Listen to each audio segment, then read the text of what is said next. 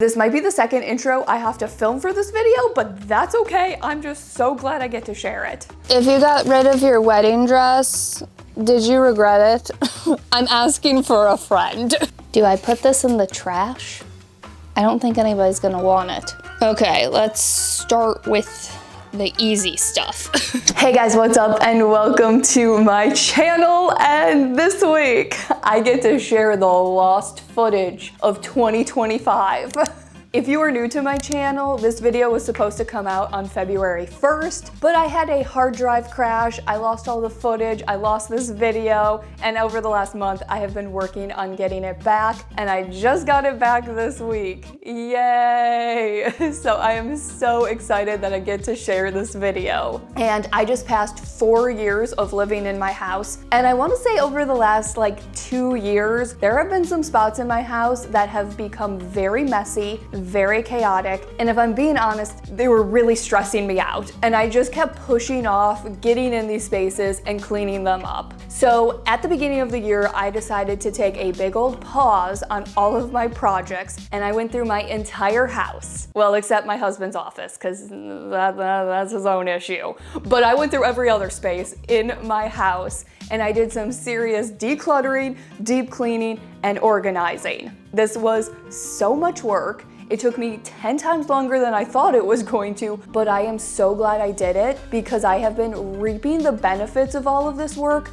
on a daily basis, either in my videos and projects or just in my life in general. This has made such a difference. And I knew I wanted to share this process with you guys, but the idea of doing just another basic cleaning video on the internet felt very boring to me. And I'm always looking to make things a little interesting around here. So what I did is I picked out 7 different methods of decluttering. If you didn't know, there are 100 different methods of decluttering.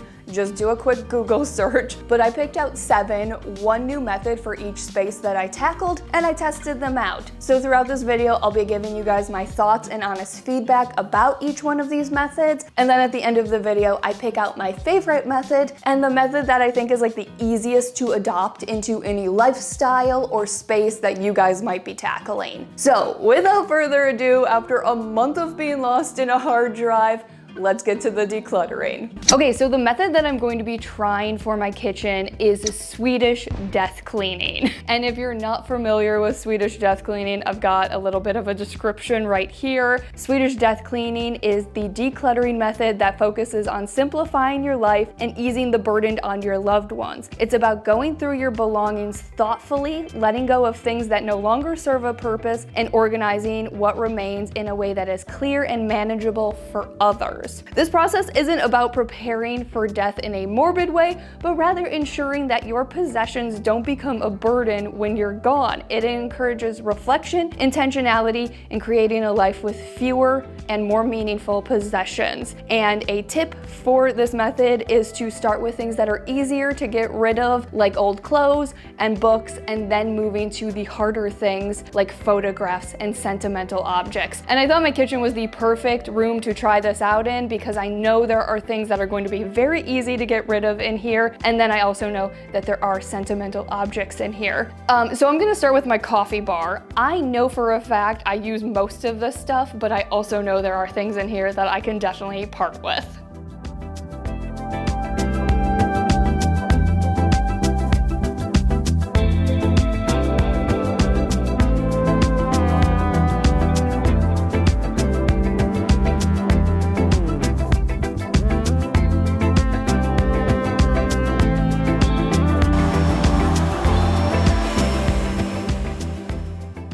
Okay, everything is out of my coffee bar. I've cleaned and wiped everything down, and I told myself I have to get rid of at least 5 things in my whole coffee bar. So I've got a basket for getting rid of things, and then I have a basket for relocating things in case there's anything that I want to move to another cabinet or something like that where it would make sense to have somewhere else. Okay. Ooh, this is choosing your favorite child. Okay, one person doesn't need this many cat mugs. You know what? This one isn't microwave or dishwasher safe, so I hardly ever use it because it's kind of annoying to use. Relocate. Guys, this is easy. We're doing it. Okay, I think I went through everything, and this is where I also realize I am definitely not a minimalist, because I'm pretty sure a minimalist would see something that's just sitting on a shelf that I don't actually use as not being used, but I'm using it to decorate. So I do consider that being a used item if I'm using it to decorate. But I'm very proud of myself. I have a solid relocation bin, and then I said I was gonna get rid of 5 things. There's definitely more than 5 things in my donation bin. So I'm gonna put everything back, clean everything off, and let's continue on to the rest of my kitchen.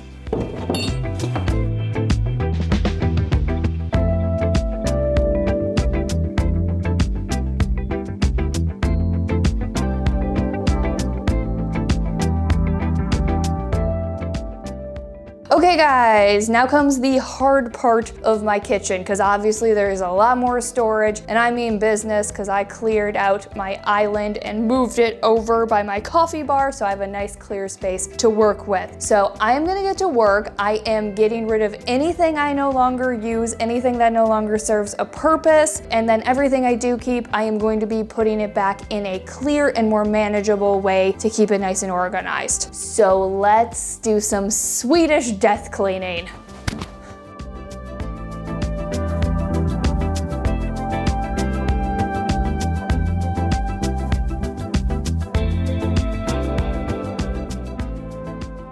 Now that I have tested out all of these decluttering methods, I have realized there are 2 types of methods. One that focuses on how you approach your items and how you look at them, and the other type of method is the system that you use to actually declutter. And Swedish death cleaning was most definitely the first type. It's all about shifting your perspective on how you look at your belongings, and I think this method is great for those of you that really struggle with getting rid of things. The core idea is to change your mindset and not look at your attachment at your possessions, but think about how all of these items might put a burden on your loved ones. So for example, when I was going through my mugs, I really thought, would I want somebody to have to deal with all of these random mugs I got from TV shows I worked on?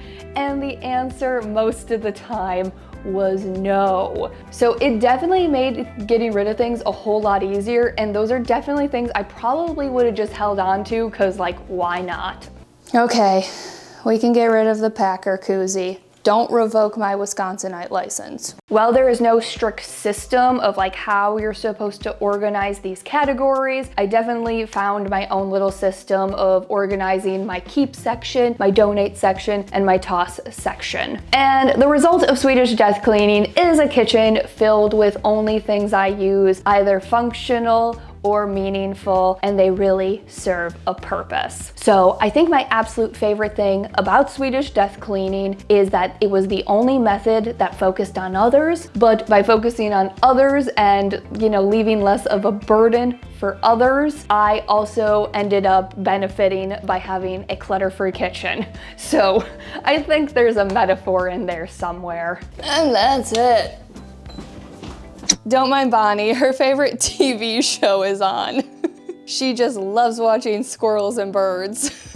Good morning, guys. It is day 2, and today I am working on my living room, and I have a feeling my living room is going to be a lot easier than my kitchen because, well, basically everything you currently see that is out, either on a table or a bookshelf, I am keeping. So what I am gonna deal with is the hidden clutter that is in drawers and cabinets and places like that.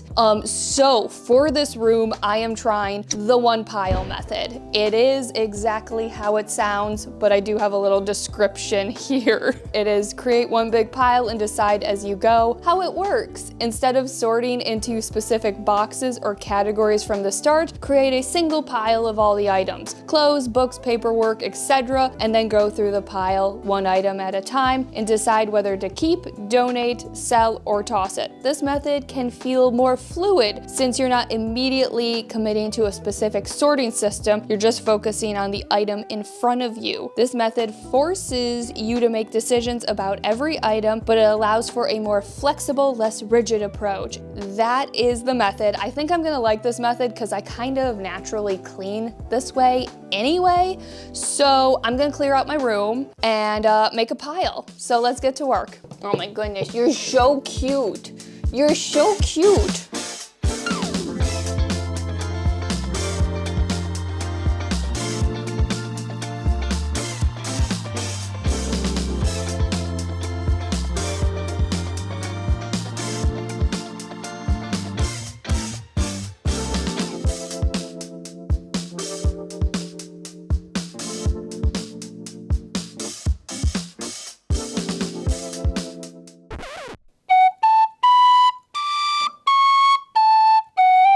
I forgot the rest. I got distracted because I'm a bit overwhelmed. This method, very exposing. I feel very exposed right now. So I'm gonna get to work and let future Miley explain my thoughts on the one pile method. So the one pile method was such a stark difference from doing Swedish desk cleaning the first day, because this method isn't how you look at your items, it's about the method in which you use to declutter. So this method is definitely interesting, but I also think it is really, really effective. But depending on what room you do, this could be a bit overwhelming. Like I said, I was a bit overwhelmed just staring at this giant pile of all of these things that I have. But then I realized I shouldn't focus on the pile, I should just pick up one item and focus on the item in my hand. And once I did that, everything was very quick, very efficient, and within no time, my living room was decluttered. But I will say, the reason I think I found success with this method in my living room is because there's really not that much stuff to go through. It just looked like a much larger pile because I store extra bedding and blankets in my living room. So I would suggest if you wanted to try out this method, but you're going through a room that has a lot more clutter and things to go through, I would suggest breaking up the room. So for example, if I could go back, I would empty out all of my built-in cabinets into one pile, deal with that pile, and then move on to all of the drawers in my TV stand, and so on and so forth. But at the same time, I am glad I just went for it and I dumped everything from all of the hidden areas of my living room into one pile, because that really was very, very visually effective for me. And it shows me how much stuff I have accumulated. And honestly, it showed me how much stuff and trash I have just held on to. Why do I keep boxes? It's very millennial of me. In the end, I didn't have to get rid of much in my living room to make a noticeable difference. Now, one half of my couch is completely empty. I have one whole drawer in my TV stand that is empty. And then the left-hand side of my built-ins is about like 50% filled up. So in a very short amount of time, this method took me about an hour and a half from start to finish. I made a very noticeable and satisfying difference in my living room. Well, this is everything I'm getting rid of. It's a nice basket load of stuff.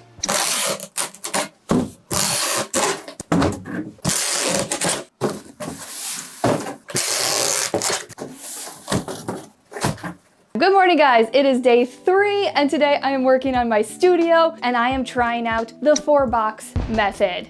It is exactly how it sounds, but I've got a little description here. The 4-box method, this focuses on sorting items systematically. As you go through your items, set up 4 boxes labeled keep, donate, sell, and trash. Every time you encounter a new item, it must go into one of these boxes. This method helps you categorize things quickly and keeps track of your progress. Key tip, be honest with yourself about whether an item is truly useful or adds value to your life. So I have my 4 boxes here. The only difference that I have versus that little description is I don't have a sell box, I have a relocate box. So I've got trash, donate, relocate, and keep. And because this method is all about being systematic, I am not going to do my whole room all at once. What I'm going to do is go drawer by drawer, area by area. And for example, I'll do one drawer, categorize the items out, and then everything I'm keeping will go instantly back into that drawer or the area in which I am working on. So I'm gonna get to work. I'm really excited to try this method because I think I'm gonna like this one a lot. And let's see how this goes.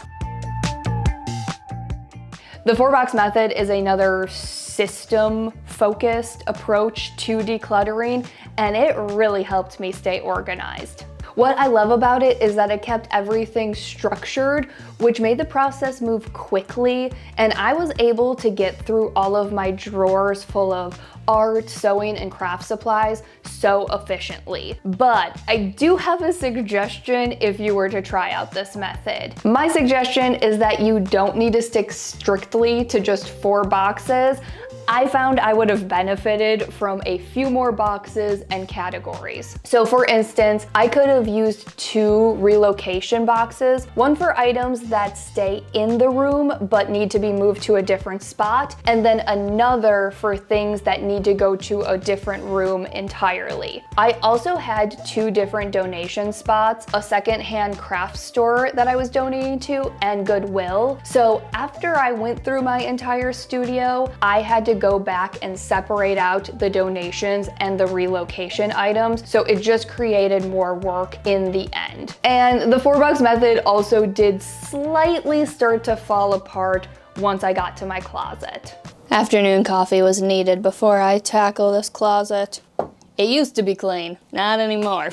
When I tackled my closet, the 4-box method didn't work out as smoothly because of the larger and bulkier items that didn't fit in the boxes. However, I think the core idea of the 4-box method can still be applied to these larger items. So I would recommend ditching the physical boxes entirely and instead just section off your room into categories. For example, you could designate one corner for donations, another for items you're keeping, and so on. You could even use painter's tape to mark out the areas to help keep everything organized. This way, you get the benefits of the 4-box method without the limitations of an actual physical box. So much better. Good morning, guys. It is day 4, and of course, you might be able to tell, I am working on my bedroom, and I am so excited for the method that I chose for my bedroom, because the method I'm trying today, I didn't even realize this was a way of decluttering and organizing. I thought this was just how my brain worked. So when I read this, I felt very seen. So the method that I am trying is the Clutter-free home. Popularized by Clea and Joanna of the Home Edit, this method combines decluttering with a strong emphasis on color coordination and aesthetic organization. It's about visual simplicity while still keeping things accessible and functional. You declutter, categorize, and then use colors or a system to neatly organize your items, making everything easy to find and pleasing to the eye, which is exactly how I want my whole home to look one day. Now, most of my home does not look this way, but we're getting there one DIY project at a time. So I think this method is going to be fun, but a little bit tricky. So I'm gonna get started and kind of explain why I think this method might be a little tricky. I've been dreading this moment because I don't really like my closet. I love how much space we have, but there's a lot of wasted space because like our closets just don't have a strong, good system. There's not even like a wire rack system to like organize things on. It's a bar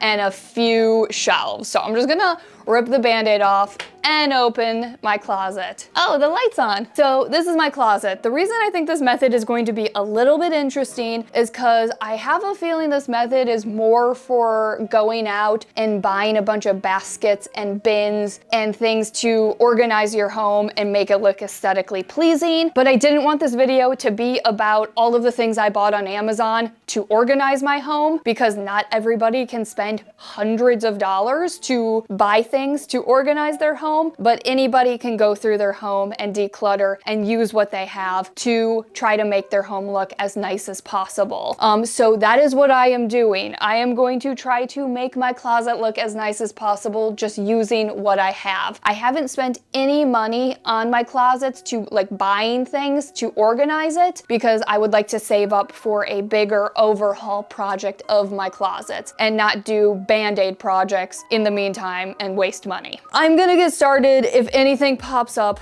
I will let you guys know.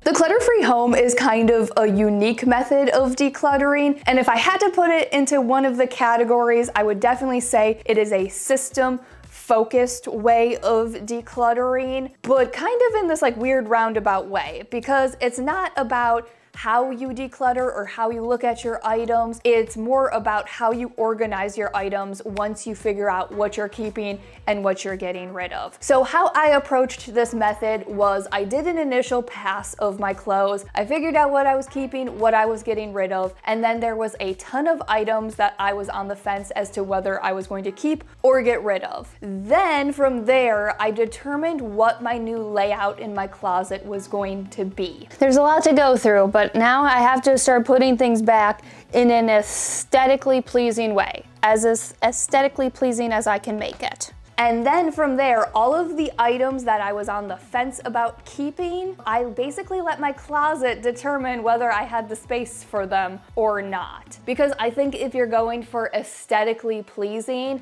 having your closet jam-packed full of clothes makes it not look aesthetically pleasing. That's just my opinion. And one thing that I do absolutely love about this method, at least for myself, is that when I take the time to make something look as aesthetically pleasing as I possibly can make it, I stay so motivated to keep it looking that way. There's just something in my brain that has a very hard time keeping things clean when they're not aesthetically pleasing to me. I know that's not great, but that's just how I have been my entire life. You can even ask my mom. My closet growing up was a mess until the day I got a California closet system, and then my closet was immaculate. You could literally blindfold me and I could tell you where each item of clothing was.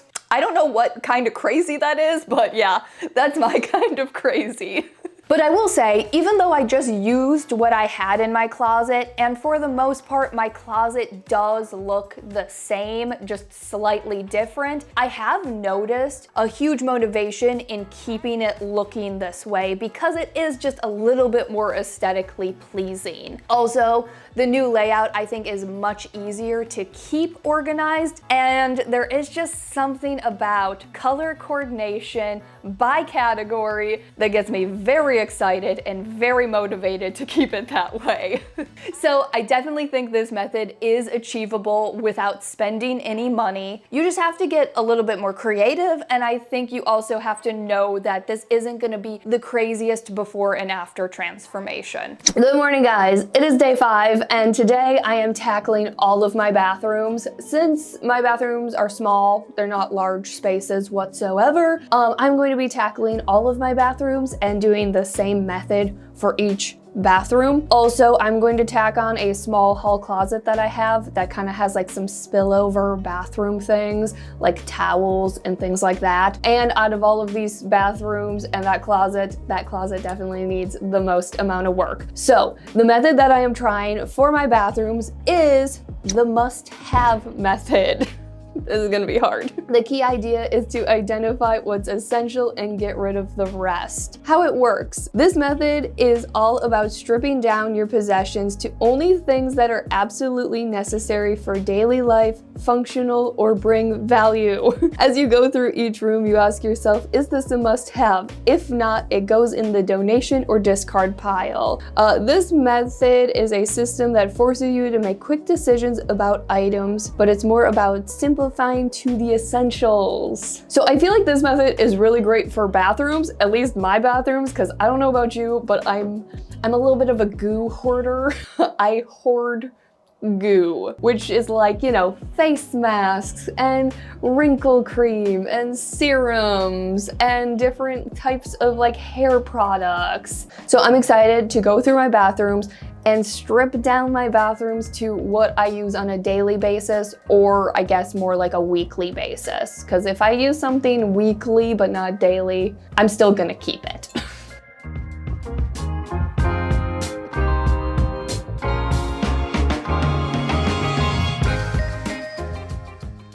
The must-have method, I think, is a method that is very similar to Swedish death cleaning because it's all about that mindset shift of how you look at your items and really evaluating if this item is a need and a thing that you use often.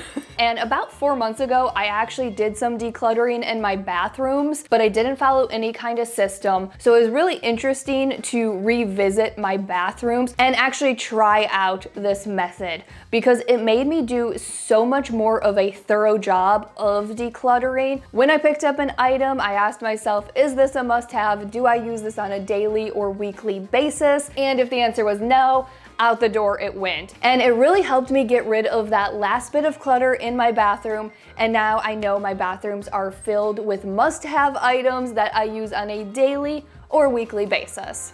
Wow, I don't think this closet has ever been this clean and organized.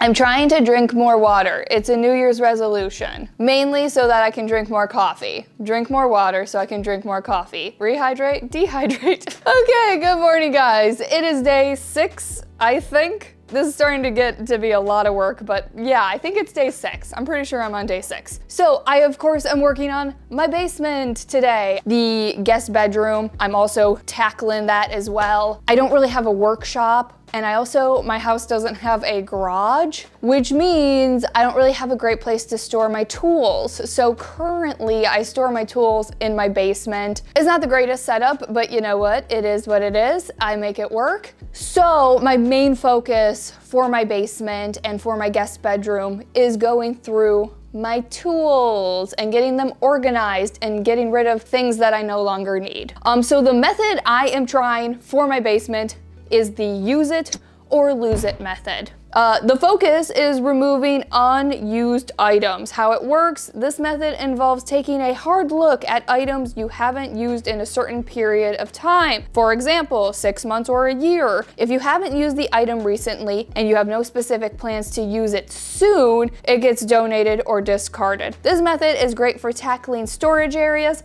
closets, and attics. And of course, since I store all of my tools and DIY supplies down here, I thought this would be the perfect space to try this. So I'm gonna start on this side of my basement because it's gonna be the easier side to get cleaned up and organized. And then I'm gonna start tackling all of my tools and the real clutter of my basement.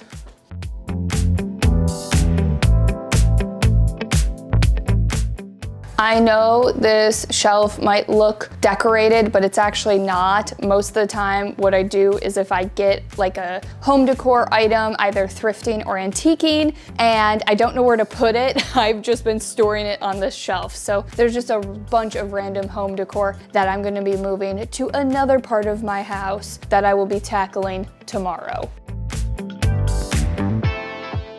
I'm not really sure how I want to go through my tools and my clutter down here. I kind of am thinking the one pile method combined with the use it or lose it might be a thing I do. Or at least like not maybe one pile, but just putting everything out on my floor into categories so that I can see what I have. Out of all of the methods that I explored that focused on mindset shifting, I think the use it or lose it method was the easiest to follow. I decided to give myself a year-long time frame. I felt like that was a manageable and practical period to evaluate what I truly used and needed in my home. And when I focused on my tools and all of the clutter surrounding them, I was actually surprised to find out that I actually use and have used in the last year pretty much every single thing in that closet. But before I got started on this process, because it was really messy and really chaotic in that closet where all my tools were, I thought that there must be a ton of stuff in there that I haven't used in at least a year. So it felt really good to know that that that closet is actually filled with everything I use and nothing is just collecting dust. And also, following the use it or lose it method helped me get creative and start using things that I wasn't using before. As you might have been able to tell, the closet is a giant mess and I've been trying to figure out a way to, keep it more organized. I have this calyx, I've been trying to sell it, but I think if I just take the doors and the legs off, I can flip it up on its side and use it as a way to keep that closet organized. And tackling my basement and using the use it or lose it method also made me realize that sometimes decluttering isn't about getting rid of a bunch of stuff to make a difference. Sometimes it's just going through a chaotic and messy space, realizing you use and value everything you have in that space, and then just putting it back in a organized and more manageable way. I'm wearing my husband's navy jacket because 1, it's cold up here, and 2, I'm on a mission to finish decluttering my house. Welcome to my attic, guys. If I thought my living room was exposing, I feel even more exposed now. She's messy. I never thought I would have a reason to take you guys up here, but yeah, here we are.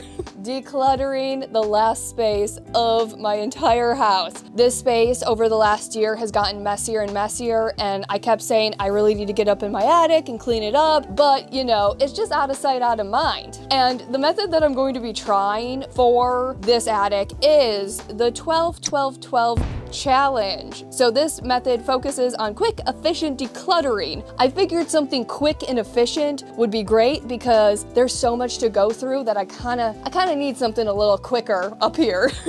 So, how it works, this method involves finding 12 items to throw away, 12 items to donate, and 12 items to return to their proper place. The idea is to tackle 3 different types of clutter at once in an easy to follow structure. It's a simple challenge that you can do in just a few minutes, and it's great for creating momentum. So yeah, again, there's so much to go through, so I needed a quicker method. I didn't need anything like slow and things that I needed to think through, because I do know for a fact there is just straight up trash up here, like packing supplies for, shipping things that I can probably get rid of. So this is gonna be fun, and I don't even know where to start. So let's just go for it.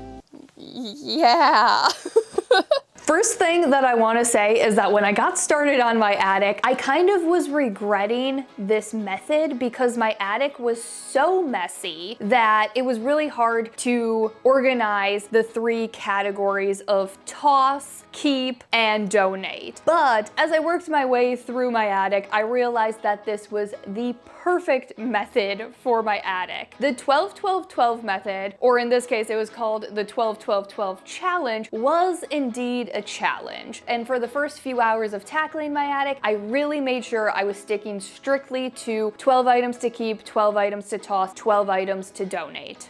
I like how I've been at this for about 45 minutes and it looks like I have accomplished nothing.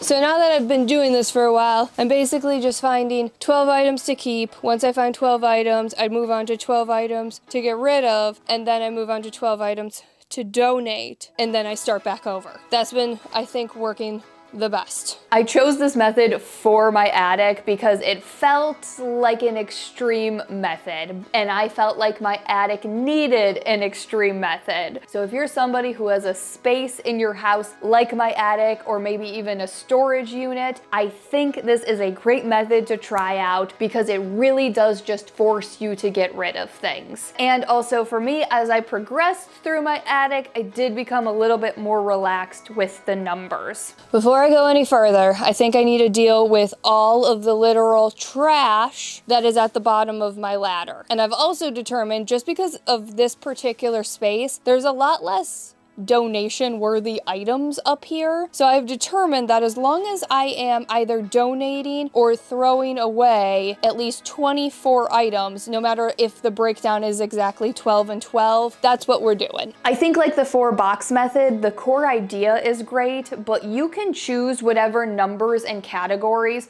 make sense for you. But also, if you pick those numbers, I highly recommend just sticking to those numbers you chose. Even though I broke up my my number slightly, I still made sure that I was getting rid of 24 items to the 12 items I kept. So it still broke down that I was getting rid of more than I was keeping. So like I said when I was tackling my bedroom, I didn't want to make this video about all the things I got to organize my home and make it look picture perfect. I truly just wanted this video to be about decluttering. But this is the one place in my house that I did need just a few things to organize. And the few things that I got are these plastic, very inexpensive shelves. I had a specific goal in tackling my attic, and that is to create my own little curated home decor store. So also as I go thrifting and antiquing throughout the years, if I find something I love, but I don't have a specific place for it in mind, I can just put it up here. And then when I do have a specific spot, come up here, grab it. So I'm gonna put these shelves together.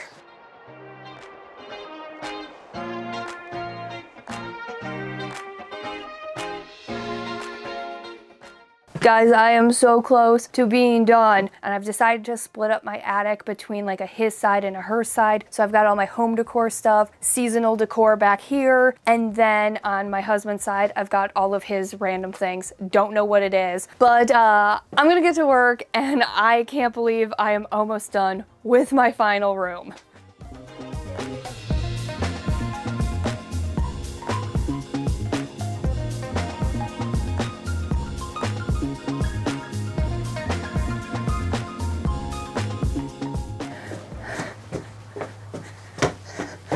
Made it. And that is it, guys. Wow, I haven't said that in a while. That is it, guys. I have a feeling this video is going to be a long one, so if you have stuck with me, thank you so much. But I hope you guys can see from all of these clips of me cleaning and organizing my house just how much work this was, but also it was so incredibly worth it. Like I said at the beginning of the video, I feel like I set myself up for a more organized and productive year. And I can't describe how good it feels to know that I have gone through my entire house, I have picked up everything I own, and I now know where everything is. It feels so good. It's like such a freeing feeling, and yeah, I can't even begin to describe how good it feels.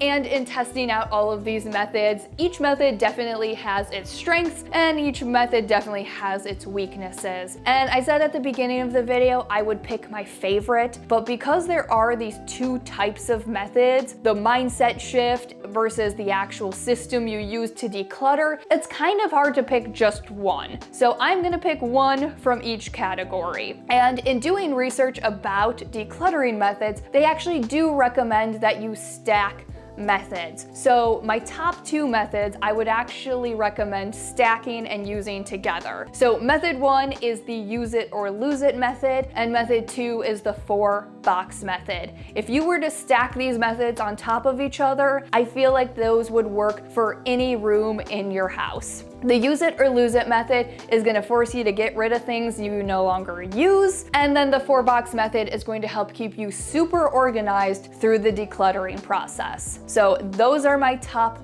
two picks, and the top two picks that I definitely will be adopting into my life the next time I declutter. And also I have just two more suggestions if you're like me and you want to tackle decluttering your entire house. First suggestion is doing the room to room approach like I did. Don't try to tackle several spaces all at once. You will become very overwhelmed. So start with one room, stick with it from beginning to end, and then move on to your next room. The other suggestion I have is make sure that you are actively getting the stuff out of your house that you are donating. So there were several days in between my decluttering days that I had to spend a good amount of time getting my donation things out to the places where I was donating them. So I hope you guys liked this video, and you know what? I'm gonna call this a project because it was a lot of work. So I hope you guys liked this video and project. As always, thanks so much for watching, and I will see you in 2 weeks for my next video. Bye, guys.